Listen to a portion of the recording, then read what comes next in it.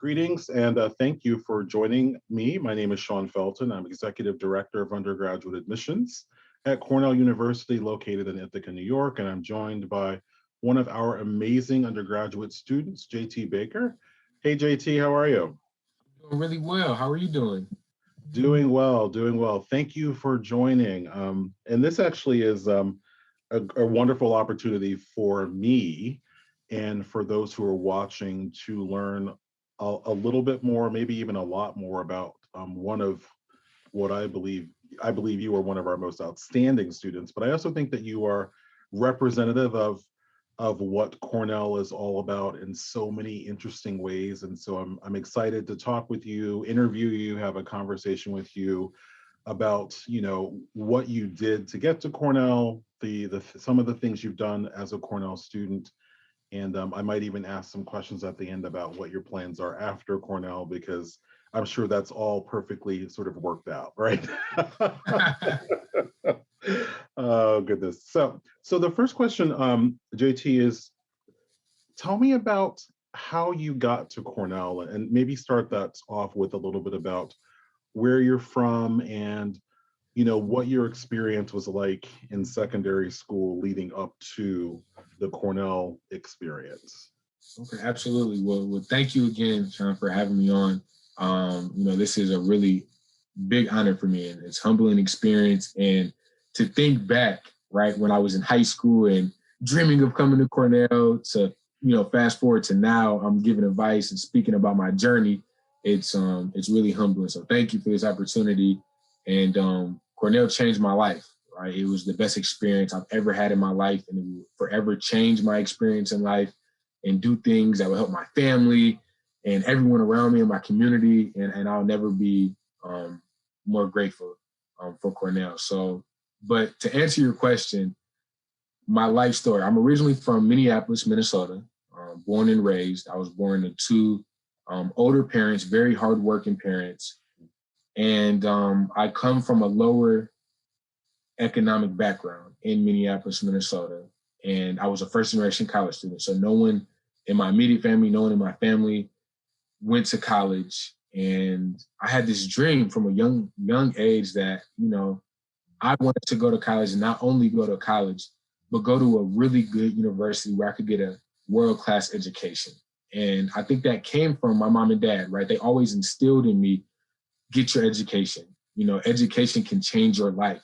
And when you go to a school like Cornell, not only the education, but the experience, that's what really gives you the benefit. And I always had that drive and passion. So growing up in Minneapolis, Minnesota, my biggest thing was sports. I loved playing sports. So I played basketball, baseball, football, and that really drove me during my early age, right? School and sports. And I went to a private Catholic high school, De La Salle, which is a phenomenal school academically, but it was also one of the best schools in the state of Minnesota athletically. And I played both varsity basketball and varsity football for De La Salle, and won 2 state championships in basketball and did phenomenally well in football.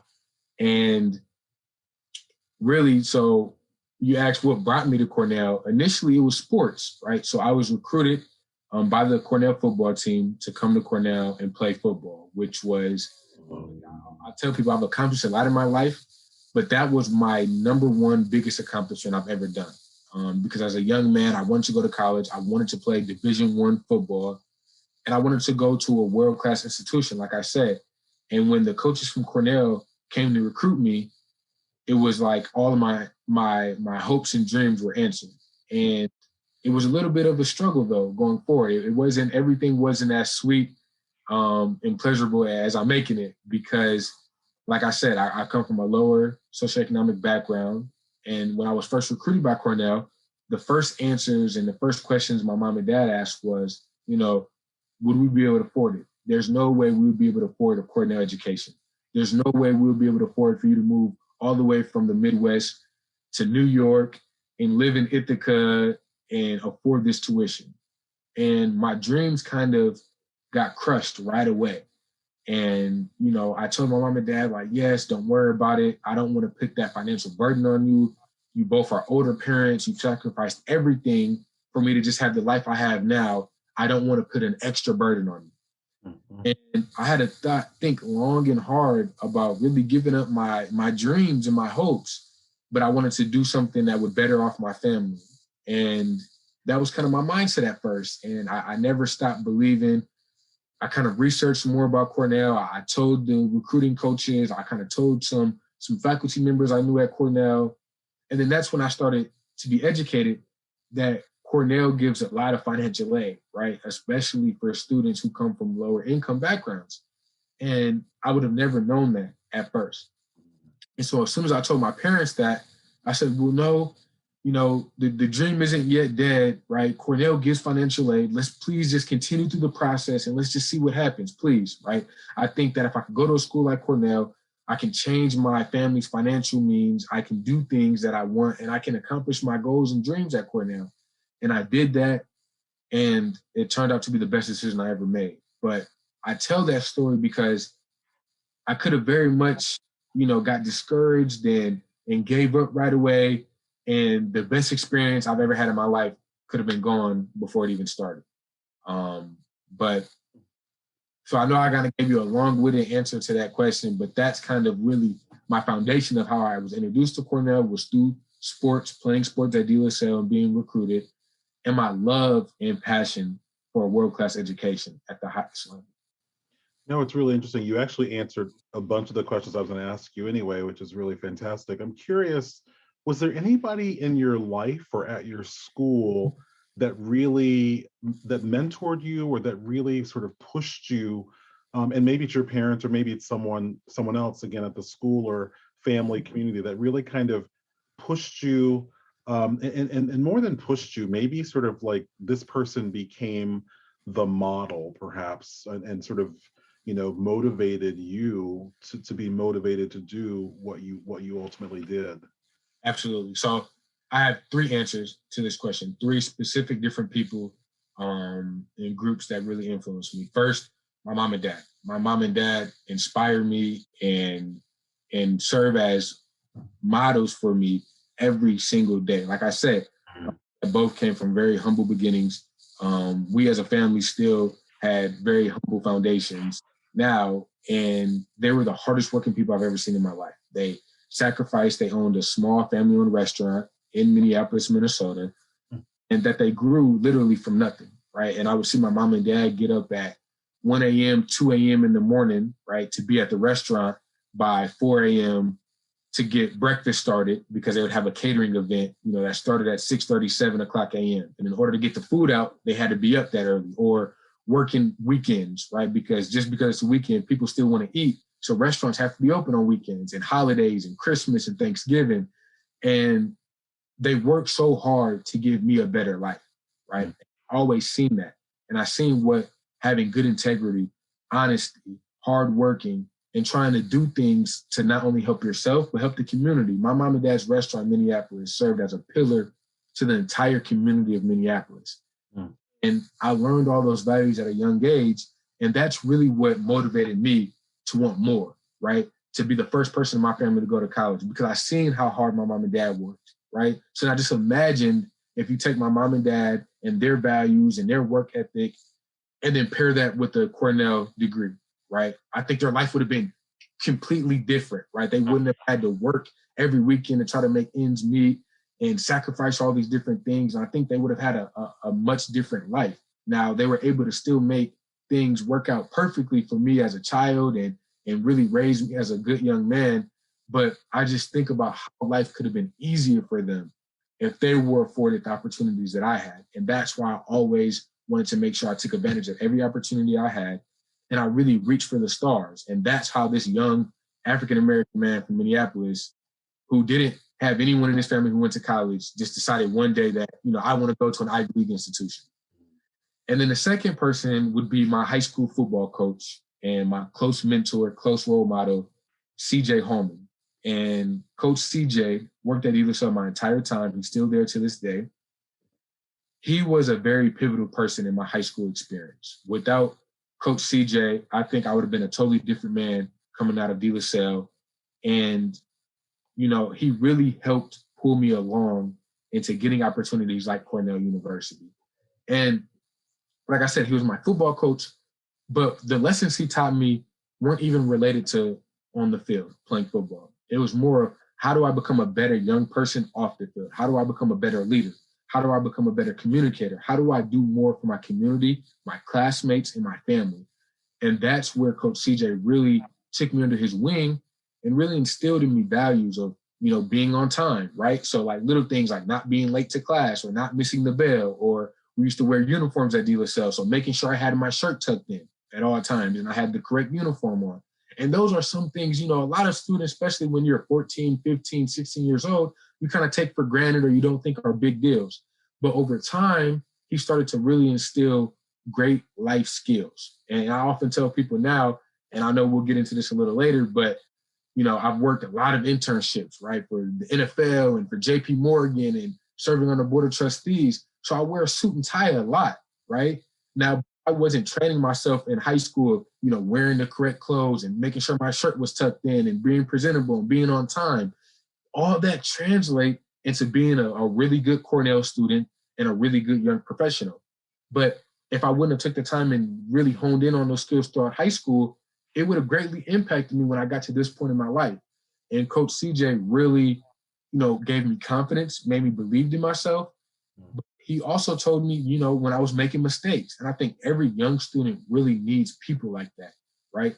To tell them what's right and what's wrong, right? And not to just hold their hand or push them through, but challenge them on some things. Teach them how to get better. Teach them how to grow as young people and not always worry about, sports or the extracurricular activities, but more worry about how to be a good young person and how to make your surroundings better. And then that translates into many other things. And that's kind of what Coach CJ did for me. And the last example I want to give is just my environment, right? De La Salle as a whole had, students who went to Harvard to play basketball and students who went to Stanford to play basketball. And I grew up seeing all of these young people go to these phenomenal schools and be student athletes and also do well academically. And that served as a catalyst for me to want that, right? To understand the commitment of how much time you have to put in being an athlete, how much time you have to put in as a good student, right? And balancing that. How do you be a good leader amongst your peers? And I always watched and listened. And I kind of became a mold of my environment. And that's why I also tell a lot of young people, it's important who you hang out around, right? It's important who your friends are. It's important who your role models are, because you will become a byproduct of the environment. And I think oftentimes, especially in underserved communities, students become products of their environment. And it's not their fault at all. It's right. It's just their life circumstances. But I also say that when students are fortunate enough to be in really good environments, take advantage of it, right? And learn the right ways to do things and just follow that path. And a lot of students now that I'm 4 years in at Cornell, are looking at me as a model. And I really feel humbled, and I kind of laugh, like I just chuckled there, that students are looking at me. But that's real, right? I've been at Cornell for 4 years. So for you to kind of look at me and say, okay, what did JT do that was successful? What did he do that wasn't successful? What mistakes did JT make? That will make your experience much better. And that's what I did at De La Salle, and it provided me a great kind of learning pathway to get to the person I am now. That's so interesting to me. So I actually haven't known you as long as I feel like I should have. I feel like if I had known you longer than I have, I probably would want to talk to you all the time, because your level of introspection is so amazing about what's going on around you. You're just very present, and that's something that I want to always sort of conclude and be. That's a way that I want to be in my own life, and I see that in you, and I think, wow, he is like already doing the things you need to do to sort of be successful. I mean, you're really paying attention, which is really fantastic. One thing I wanted to ask you about is, so you're studying in the Cornell S.C. Johnson College of Business here at Cornell, and one of our undergraduate colleges and schools. And did your parents really kind of did they sort of influence the choice of study for you, the program that you chose here? And I'm wondering, what are your plans after you finish I said I was going to ask this. I'm going to ask it. Your plans after you finish here at Cornell in the S.C. Johnson College of Business? Absolutely. I think that's a phenomenal question. Yes, my parents definitely influenced, right? So seeing them in business, like I said, with no education, and not only that, running a restaurant. And if you look up the statistics of, restaurants who fail in their first couple of years, it's drastic. It's a large percent of numbers of restaurants fail before they can even have time to be successful. And the restaurant business is one of the hardest business to be in, especially now. Look, we're in a pandemic right now. Look at how restaurants have suffered. So for my mom and dad to own and operate a small restaurant, and it's just them, right? We didn't have any really employees. My dad was the head chef. My mom did everything front of house. And then I was the one who was washing the dishes and sweeping up, right? That was our staff. And to see the success they've had that restaurant for over 25 years. Wow. It's just phenomenal. And they're one of the, longest standing Black owned restaurants in Minneapolis. And it was just really inspiring. But like I said, to see them do that without any education or formal higher education and the level of success they were able to achieve with their skill sets really inspired me, right? And that's why I wanted to always have this love for business and a love for hospitality. And that's why I enrolled in the hotel school and really want to focus on hospitality and serving others, right? So I learned quickly that I don't have the knack for cooking as my father does. So I didn't necessarily want to pursue food and beverage, but I wanted to still be around people and serve people in a hospitality way. And what I learned is that there's many facets of business that has hospitality within it. And that's what really served my motivation to wanting to be a hotelier, right?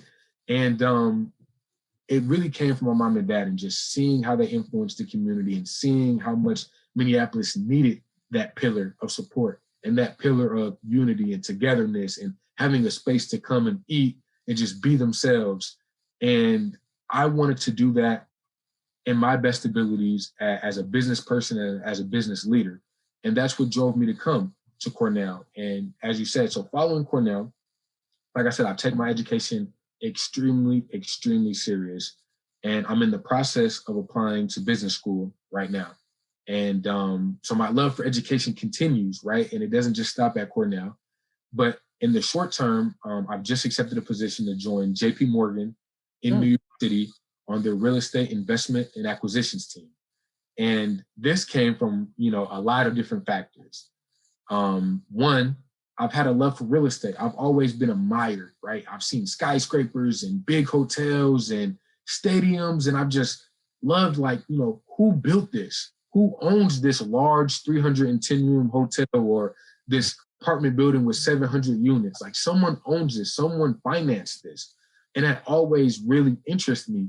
But one thing I realized, Shawn, was that there really was no one who owned these large buildings who looked like me and you, right? There was really no Black business people who owned large-scale portfolio hotels or large-scale multifamily housing units, right? There's a few, but there's not a lot, right? It's drastically disadvantaged when it comes to business people of color, business women and businessmen. And I wanted to change that, right? Just how my mom and dad did. They had to take a chance, take a risk, and be the first people in their family to build a business.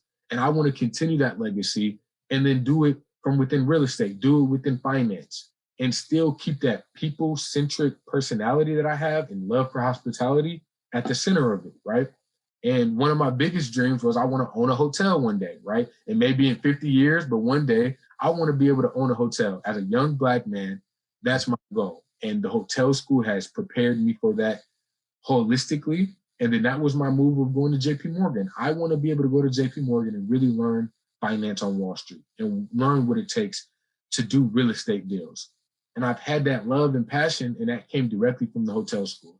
And, that's why I said it was a life-changing experience these last 4 years. Yeah, that's so interesting. When I hear you talk, I definitely can tell that you are, I sort of figured this out before I even met you a little bit, just by reading about you. But you are a servant leader, and you fit exactly, with the hotel school and its focus. It is a part of the larger realm of business now. We've actually created a larger business college so that so the students can study business from so many different sort of points of view. But hospitality, service, that area is still very much focused on serving others. And Absolutely. you talk about what you'd like to do in the future. It's really exciting to hear you talk about wanting to sort of continue the work that your parents started, and the work that provided for your family, and also to kind of push forward, to push boundaries, to push back on ceilings and barriers that exist in our society. And so that's super awesome. And I hope that you've had opportunity to really kind of engage in the diversity of the hotel school. It sounds like you probably have, because you mentioned real estate. That's something that can happen within that particular college school here at Cornell. Business, the different avenues that you can study business. I'm curious, in terms of professors, have there been any professors at the university that have really inspired you, or sort of generated curiosity, and you didn't expect it? Two that come to the top of my head very fast. I think about this question a lot. So coming into Cornell, like I said, I was a first generation college student, a low income student, and I'm Black, right, as you can see. Yep. And, right there, it's not a lot of Black students at Cornell, and I know the university and my work on the board, we're definitely trying to change that. And I came in with uncertainty, right? I didn't know if I'd fit in at Cornell, right? I had no clue. I kind of doubted myself. I had what's called imposter syndrome, right? Which is a term that's widely used. But, I gotten into Cornell, and it was a great accomplishment, but I wasn't quite sure if I was able to do the work, right? Or if I'd be able to fit in and be successful with the other students, or if I was smart enough. And a lot of it came from me not being able to see a lot of students who identified with me, right? There just wasn't a lot of Black students, not only at Cornell, but specifically in the hotel school. And that's something I talk about a lot. And there's not a lot of Black faculty and Black staff. And that's why, in previous conversations, that's why I said, I resonate and look to you, Shawn, so much, because I see myself in you, right? I see someone who's helping lead an entire university who looks like my uncle or my dad, that does something for students' mental abilities. And it positively impacts their experience. But I say all that to say, I came into Cornell and I doubted myself a little. And not only did I doubt myself, but some of my peers doubted me, or, people who weren't affiliated with Cornell, but knew I was going to Cornell, and said, well, oh, JT, well, how did you get into Cornell? Kind of things like that, but not knowing how much work I put in and my actual abilities academically on paper, but they kind of made preconceived notions about me. And I specifically remember I wanted to study real estate, right? And real estate finance is one of, the most rigorous things you can study in the hotel school. And it's a very select cohort of students in the hotel school who pursue a real estate minor and really want to go into, Wall Street one day and do real estate at a high level. And I was a little intimidated, but I said, this is my dream and my passion. I'm going to follow it. And my very first real estate professor, his name was Jan DeRuse, who actually recently retired within the last couple of years since I've been there, but he was my first real estate professor. He was the most tenured real estate professor in the hotel school. And I remember I walked in his office and he had office hours. I'm a student who goes to a lot of office hours. And that's how I'm able to build connections with professors. And I really didn't know him that well at first. And I kind of shared with him, and just on a whim, I just really trusted him and felt like he was a real genuine man. And I felt with him my concerns, right? That I was a young Black man trying to study real estate. I was one of only 2 Black students in his class. The other one was my best friend, Eric Gorman.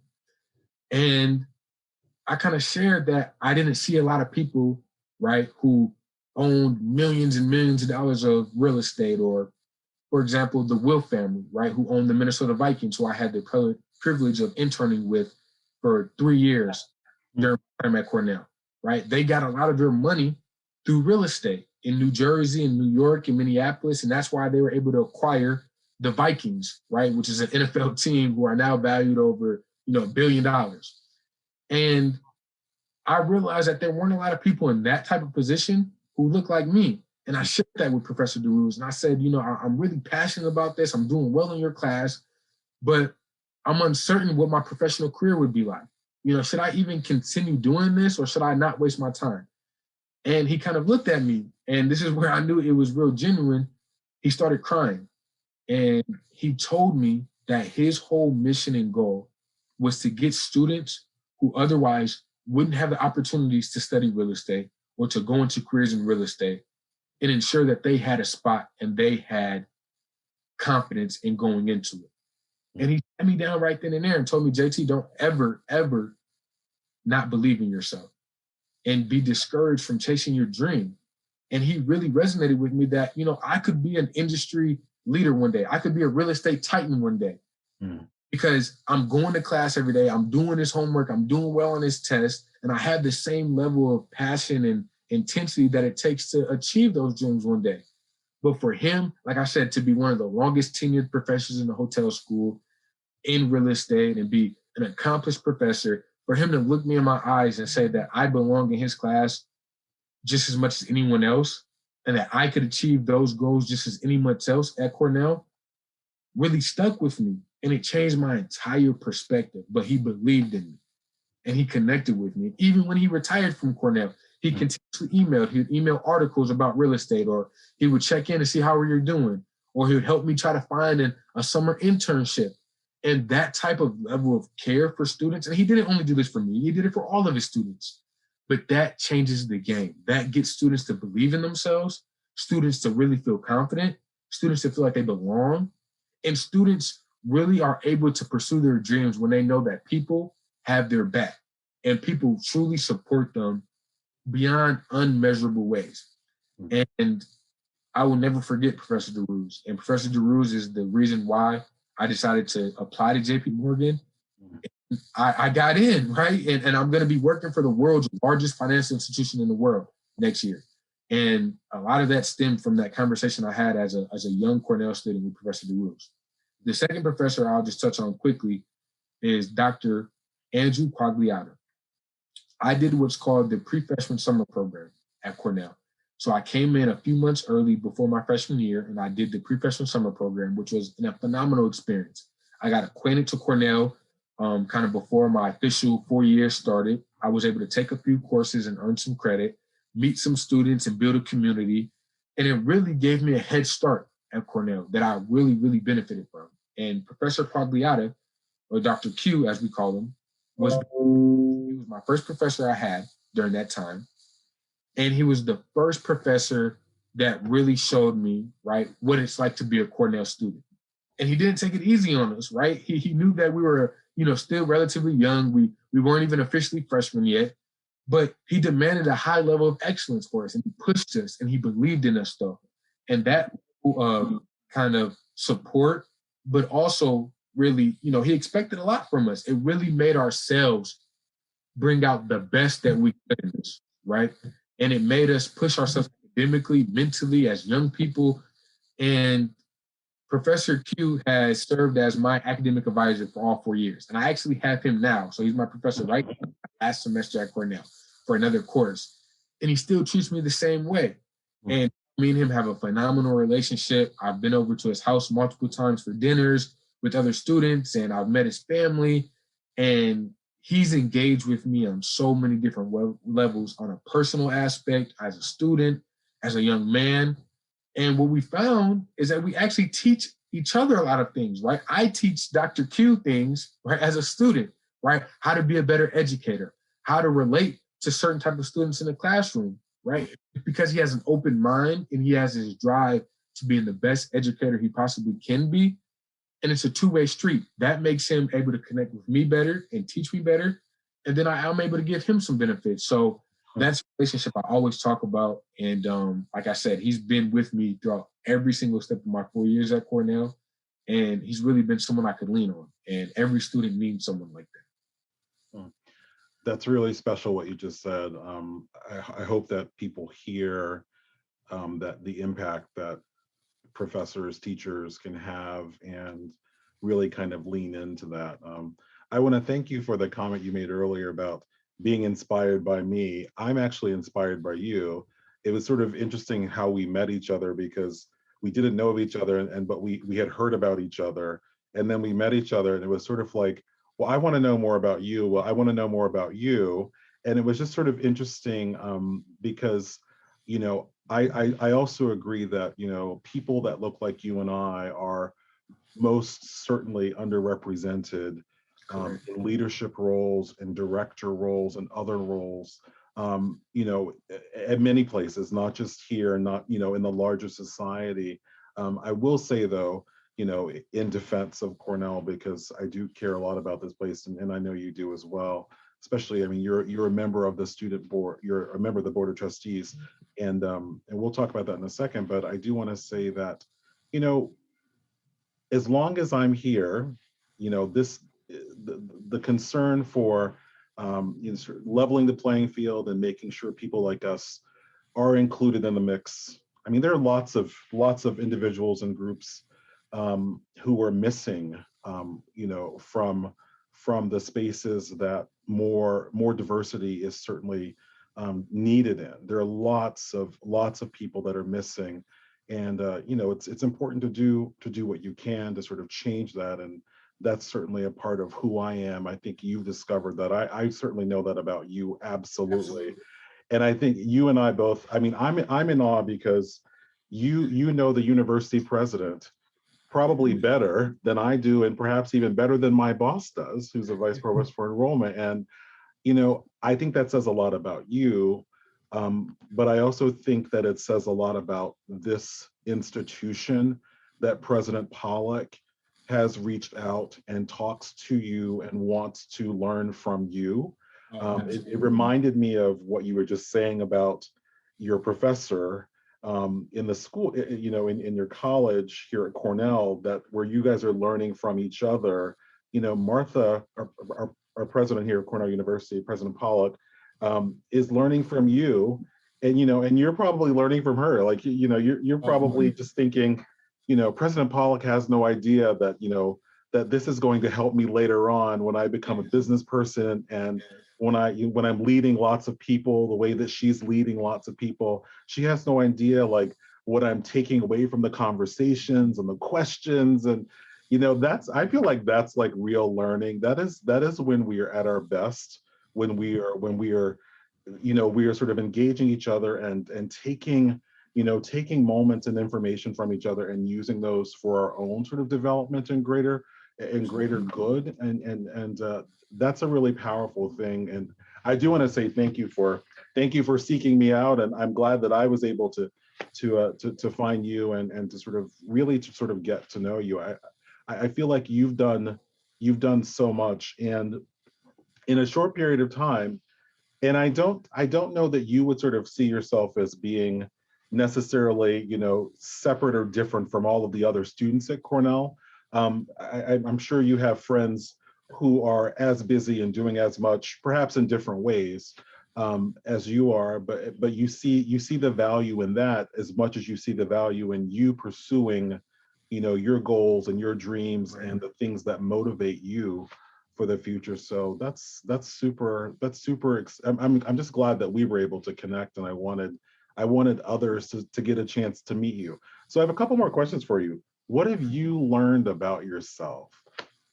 Okay, that's a really good question. And okay, so not to segue, but I want to just touch on what you just said really quick, and just to say how influential, you are as a leader. Like I really meant that in the most genuine, authentic way I can say it. Like having you in this world and just having a relationship with you inspires me every day, and I learn from you every day, and I learn from your leadership, as well as President Pollock. And I think that I haven't had a lot of opportunities to speak on mine and President Pollock's relationship, but President Pollock is a once in a lifetime leader.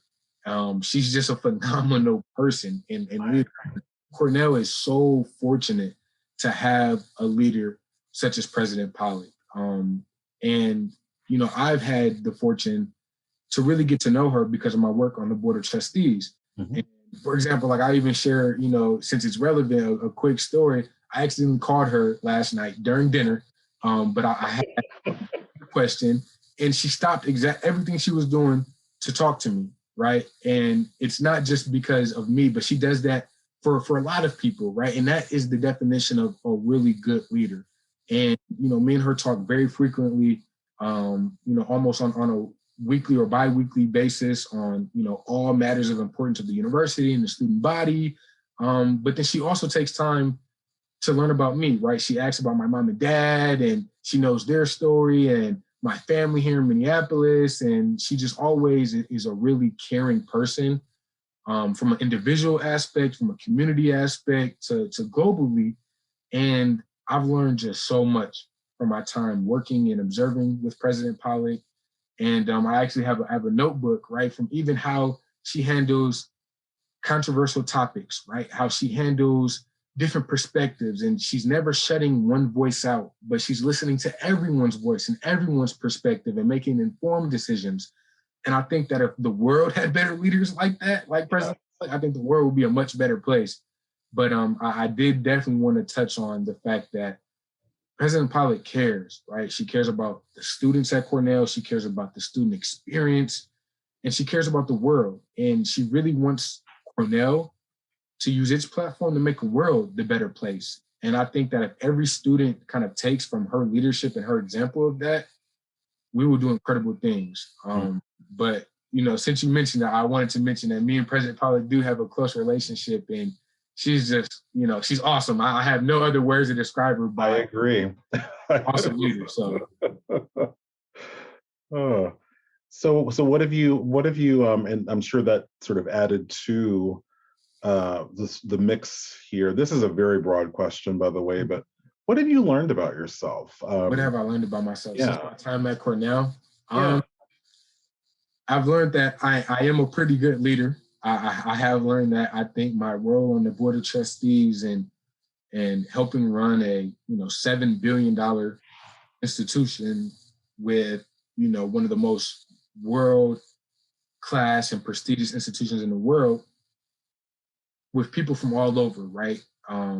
Governors and senators and billionaires and world leaders serve on our Board of Trustees. And for me to be a full voting member and a peer of all of these people for the last 2 years and help run this institution at a high level and really give insightful perspectives and advice, I think that I've really showed myself at a young age that I could be a really influential leader.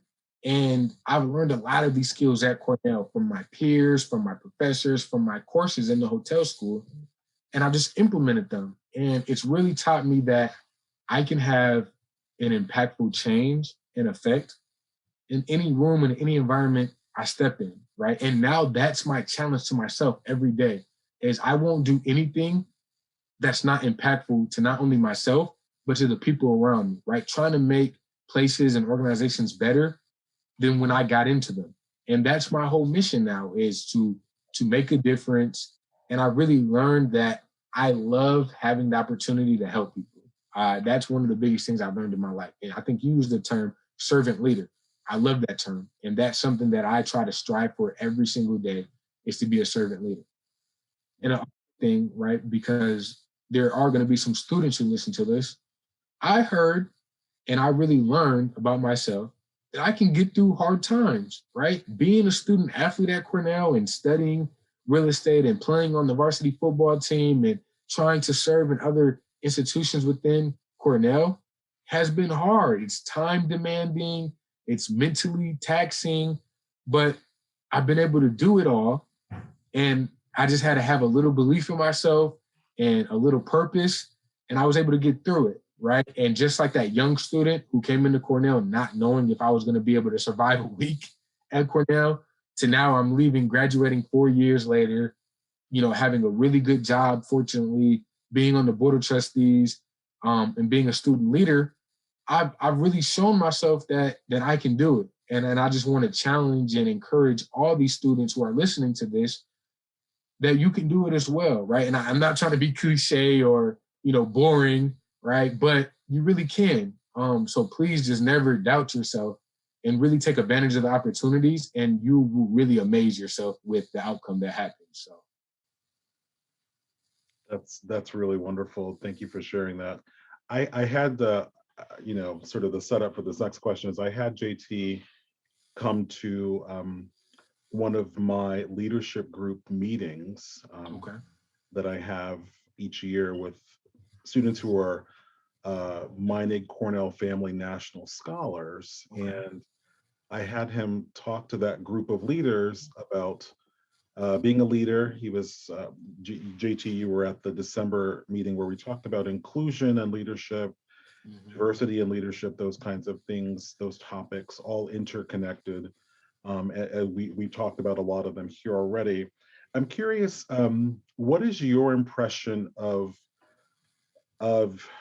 student leaders at Cornell? How do you see yourself as a student leader? And is that something that, the answer is yes, but I would love you to talk about how might someone who's planning to attend Cornell, how might they get involved in leadership? Absolutely. I think it's a great question. And you touched on this earlier, right? Like, and that's what I'm saying. I learned so much from you, Shawn, just having conversations. But you made the observation and statement of being present, right? Mm. Present in the moment. And I think that's one of the most beneficial things I've done at Cornell was that I was present in every single moment, whether it was school, whether I'm in class taking notes and just being engaged and immersing myself in the material, or on campus, being engaged and immersing myself in what it's like to be a Cornellian, right? Going to College Town Bagels and hanging out with students who not only, went to Cornell, but had different things than I did, right? Came from different backgrounds, looked different, had different experiences, and not only hanging out with hoteliers or the football team, but hanging out with students who weren't athletes, hanging out with students who weren't hoteliers. And I really just immersed myself in the entire community. And it taught me a lot. It taught me what people need, right? The differences between people and how to build bridges to build those gaps, bridge those gaps of differences. And what it means to be a student leader at Cornell, it means that you really want to make Cornell a better place, right? I think student leaders at Cornell are some of the most influential, talented, driven, smart people I've ever met in my life, right? And I've had the fortune of interacting with a lot of them. And to be a student leader at Cornell, you have to be present in everything, right? You have to be caring for not only yourself, but for your peers. And you have to want to take a chance, right? It's not easy. I'm going to be the first person to say that it is not easy being a student leader at Cornell. But I think that's what makes Cornell such the special place it is because we have so many students who want to engage in the community and make it a better place. But it's getting to know your peers. You have to get to know your community if you want to help it. You have to be present and immersed in it if you want to make it better, right? So being involved, doing extracurricular activities, joining clubs, right? Doing things other than just your academic or your primary focus at Cornell is how you're able to be a student leader because you'll learn different things, you'll experience different perspectives, and you'll build a lot of great relationships. And that's the last thing I'll say is relationships. You have to build genuine and authentic relationships, not only with your peers, but with faculty members, with administrators, and you have to learn from them and allow them to learn from you. And I've done that in so many ways at Cornell, whether it's through my professors like Dr. Q, how I said that he learns from me and I learned from him within the classroom, to being on the Board of Trustees and President Pollock, right? I learn every single day from President Pollock. And she learns from me. She's even told me that, I've been able to advise her on things and give her a perspective that was very valuable to her. But it's because I've been present and I've always offered my services and my skills to the community to help in any way I could. And I would encourage everyone who hears this message to try to get involved some way at Cornell, whether it's a club, whether it's an organization, whether it's running for the student elected trustee position. Just do something, even if it's outside of your comfort zone, to make a difference, and you will really shock yourself, and you'll also make it a better place. So That is so inspiring and really interesting and awesome to hear. You actually, I mean, I've been here for 18 years, but you reminded me that Cornell is a big place, but absolutely. it can become a small place and you can have an impact. You just have to want to have an impact, and you have to have that desire, that this place was founded on student choice, designing your pathway through. You sort of have the collection of experiences that are going to make you unique. And I'm glad you said that, because everyone's different, right? Yeah. Everyone has different leadership styles. Everyone has different things they can contribute to the community. So I would challenge and encourage all students to really think about, what are some things you're good at, Yeah. right? And try to use your skills and your passions and your interests to make the community better and allow the community to see it, right? And that's with anything. If you're good at sports, play sports for Cornell, right? That helps Cornell. If you're good at singing, join the Glee Club, right? And enjoy that community and be immersed in it. If you're good at cooking, right? There's pop-up restaurants that students are starting in College Town, and they've been able to bring new food channels for students at Cornell and more opportunities for them to enjoy and have good times to eat. And I just think that no matter what you do and no matter what your skill is, you can offer something to Cornell. So please do that and you'll just amaze yourself. So I'm glad you said that, because everyone is absolutely unique. Absolutely. And thank you for bringing up the diversity thing. That's also something that Cornell is known for. That's a part of our DNA, that's embedded deeply in who we are. If you were giving advice to someone, a couple of different advice questions. Okay. If you were giving advice to someone who's thinking about applying to Cornell or just interested sort of on the surface, what advice would you give someone who seeks to get to know this place a little bit better? What might they do? What do you think would be helpful to them? So I think this is another great question. We are currently in a pandemic, but it's looking like we'll be coming out of it soon, right? Sooner than later.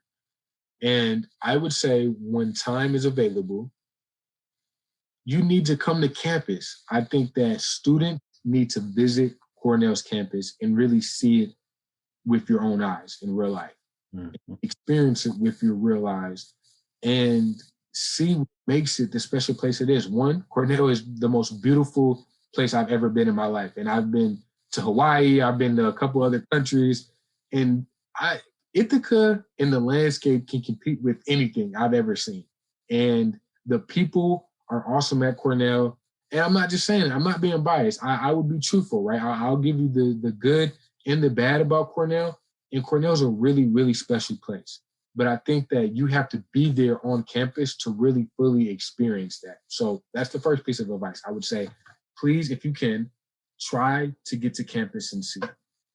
The second aspect is to talk to someone who went to Cornell, talk to a current student, talk to a faculty member, right? And one thing that you'll realize very quick is that Cornellians love helping, right? There's not many Cornellians that if you reach out to, if you call my cell phone or you text me or you email me, I'm going to reply to you and I'm going to meet with you. I'm going to talk to you. It doesn't matter who you are or what I have going on. I will make the time to do that. And that is something I've learned by just being a Cornellian. Every Cornellian in the Cornell family will do that. So take the time and engage with an alum, with a current student, and just reach out. I've had students who literally do not know me, never seen me in their life, from a different state, just DM me on Instagram. Like, hey, JT, I seen that you go to Cornell, prospective student. Can I talk to you? And I love when that happens because I'll say, yes, call me right now. You can call me whenever you want. And I'm able to give them my experience and my perspective. And then that helps them make their decisions. So I would definitely encourage you to reach out to people. And then my third piece of advice was just do your research, right? The thing about me is that I loved hospitality. I loved real estate. I had no clue that Cornell had the #1 school in the world for hospitality and hotel administration. I had no clue. I'd heard about Cornell. I was considering it, and I still didn't know that the hotel school existed. And so I did research. I talked to people, and they asked me, JT, what are your passions? And I said, well, I really am passionate about hospitality. And they said, do you know we have the #1 school in the world for hospitality and hotel administration? And I had no clue. And that changed the game. As soon as I learned about that, I knew for sure Cornell was my dream school. But it took me to reach out to people. It took me to do research. So really take the time because Cornell is a really special place. And I promise you won't regret it. So come to campus and see if you can, talk to a current student or an alumni, and then just do your research about what you're passionate about and see what Cornell has to offer for you. And I promise if you do those 3 things, you'll leave and really have a holistic perspective of what Cornell can offer you. That's great. And my second question actually is related to the first one, perhaps because the answers might sort of cross over and be the same. The second question is, if somebody, let's say, who's watching this has just received an offer of admission from the university, Okay. what advice would you have for them? Wow. So I would first say congratulations. That's an amazing achievement, and you should be proud of yourself. Getting into Cornell is not an easy task, and you made it, right? So you belong at Cornell. So that's the first thing I'm going to tell you. I'm going to say welcome, and you belong here. And I always want you to remind yourself of that every single day going forward. The second piece of advice, and I would say the biggest piece of advice, is enjoy this moment, right? You're still in high school or you're not yet at Cornell. Enjoy it, right? Enjoy this time of your life and enjoy this moment with your friends and your family and have fun, right? Many students usually get the stress and say, okay, I have to do this before I get to Cornell. I tell students relax, like have fun, enjoy your last couple months of high school or what you're doing before you get to Cornell. Enjoy spending time with your friends and where you're at in your current location. Because once you get to Cornell, this is the next chapter in your life. So make sure you really reflect and enjoy the accomplishments you made thus far before you start this next chapter. And just be proud of yourself, right? When you get to Cornell, it's going to take a lot of energy, a lot of focus. But like I said, you belong here. And once you fully immerse yourself and give Cornell your all, you will leave here amazed at what you've accomplished the last 4 years or however many years it takes you to graduate, and the world's going to be yours. So I would definitely say be proud of yourself. Congratulations. Enjoy this time you have now, right? Whether you're still in high school, I know that you have prom and different things. Enjoy that, right? So don't think about college yet. Enjoy that moment, and when you get here, be ready to fully immerse yourself in the community and hit the ground rolling, because it's going to take a lot, but you're meant for this, right? You belong here, and I can't wait to see the amazing things you accomplish. That's wonderful. I actually have one more question from you that was inspired by a PBS series called Jazz that I was watching earlier today. Cassandra Wilson, who's a jazz singer, said basically that, she sees what she does with music and as a singer as, sort of taking forward a message, carrying forward someone else's previous tragedy. Mm-hmm. And taking the lessons from that, and in her performing of music and in her kind of deciding what songs she's going to sort of deliver, she's thinking about this, and she sees herself as kind of a medium between what has already happened and what will happen in the future. I sort of see you in that same way. It's kind of a compliment on the way to the actual question. It doesn't make sense to sort of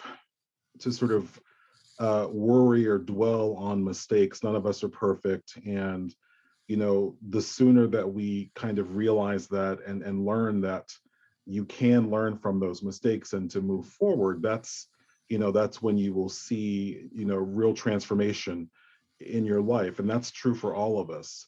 I do like to sort of think about do-overs though, because I know we all go back, hopefully. A lot of us do. Hopefully we don't stay too long, but we all go back and we sort of reevaluate or rethink or overthink or wish something else. And I'm wondering, are there any do-overs that you wish you could have as you're about to sort of leave the Cornell undergraduate experience? Are there any do-overs that you wish you could have back? What might a couple of those be? And I asked this question because, again, sort of a la what Cassandra Wilson was saying, when she's singing and when we hear certain musics, we're learning from someone else's tragedy or their story or their success. And so if someone could learn something from you, if certainly they've learned a lot already in just this short time we've had together, but from you in terms of you're even thinking about your own sort of moments and do-overs you'd like to have, moments you'd like to have back and to sort of to take a different turn or a different approach. I'm curious if anything comes to mind. Absolutely. Two things, right? And this is a little bit of a touchy subject for me that, I recently just experienced, and I was really sensitive to this, and it was really a hard time for me. But as many of you know, I played football at Cornell, and I was recruited to come play football at Cornell. That was the first introduction I had to Cornell was football, and football was a big part of my life. And when I got into Cornell, I was so immersed in my academics and being a leader and trying to make a difference in the community and being involved and, like I said, being present in the moment, that I oftentimes didn't spend a lot of time specifically on football, right? Training, and specifically because football could have very much took all of my time. Besides my homework, I could have spent every other second training and preparing for football. And that would have been appropriate because that's how time demanding playing a sport in college is. And I often would tell myself, JT, really just make sure you get really good grades and make sure that you're able to take opportunities within campus and be a leader and make Cornell a better place than when you first got here and try to help the community. And that took a lot of attention away from my first love, which was football.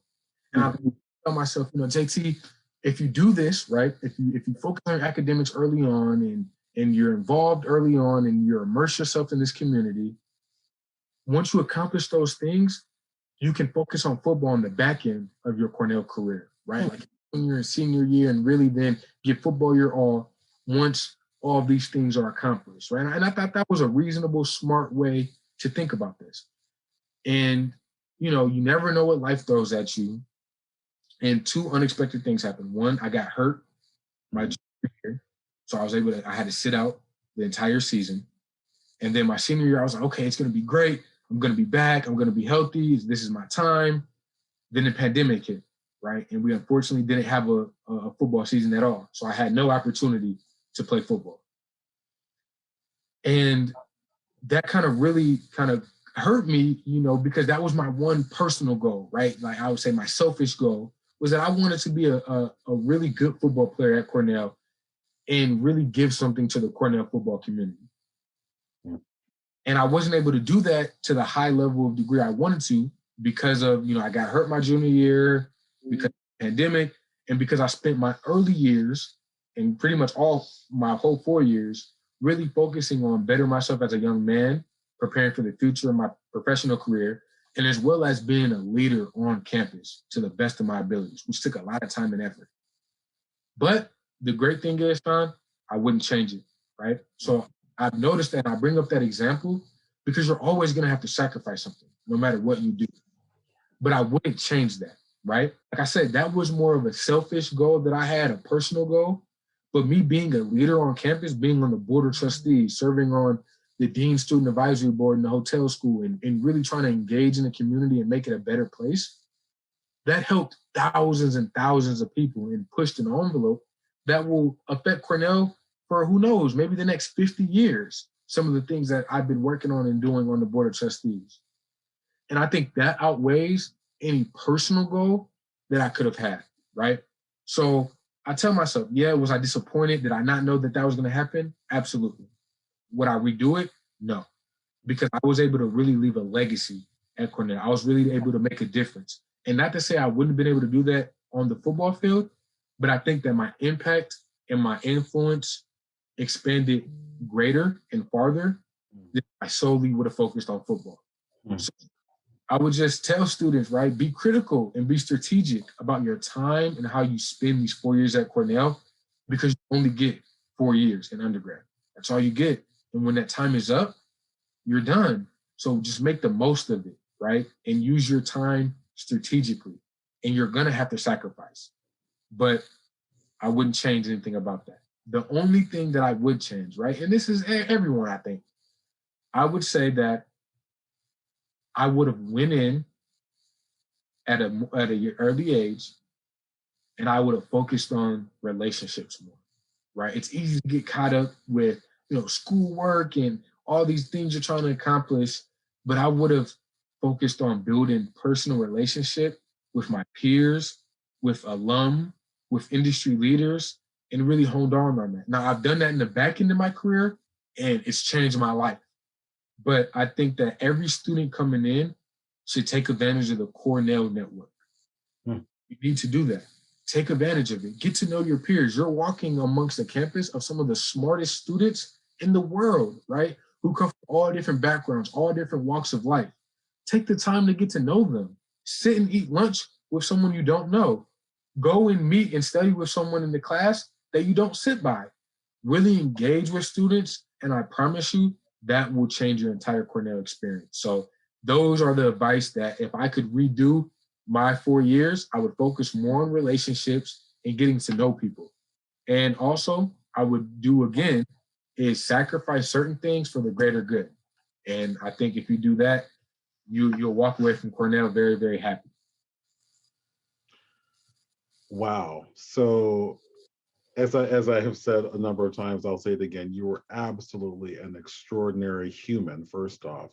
I appreciate it. Absolutely appreciate everything you just said. I hope that others hear from you the sort of the things that you have gone through, and the challenges and the learnings that you've had about yourself, about through your experiences. And I hope that they hear those and they take those as lessons for them, things that they can do, so that, as Cassandra Wilson was saying earlier, it's, hopefully we don't keep sort of repeating the same things over and over, but we learn to listen and hear one another, and learn and grow because of one another. And I just want to thank you, JT. I've actually grown a lot just knowing you and getting to talk with you and getting to listen to you. And what you have to say, believe it or not, is really important because it affects the way. So when you're taking part in a trustee meeting, when you're talking with President Pollock, when you're talking with me, that affects the way that we think about how we need to engage students, how we need to do the work, how we can do better and be better.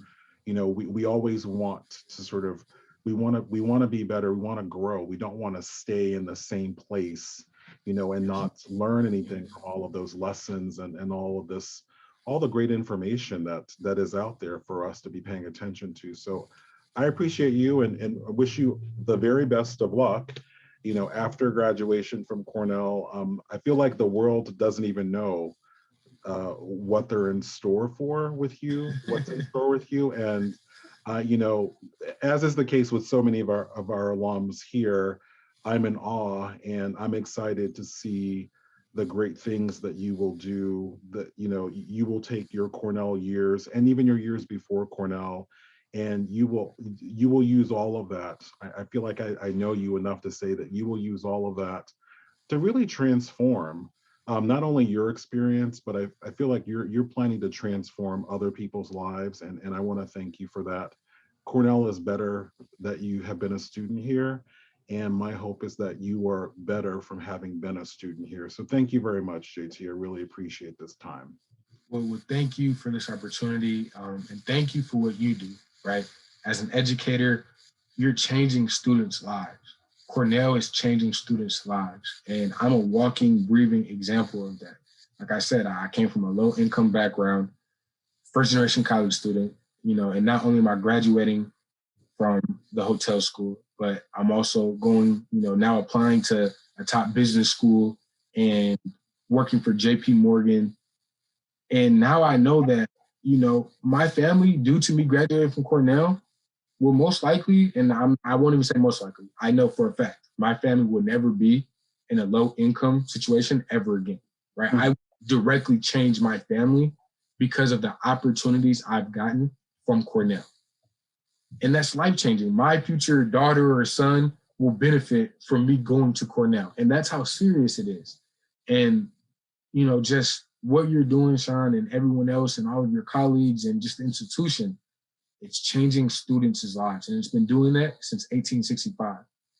And still to this day, it's true, because I'm a walking, breathing example of that. So thank you for what you do. Thank you for believing in me, for believing in all of these students, and giving us, this path and this journey to make a difference. And it's a really special place, and you're a leader of it. So, and you're a special man. So thank you.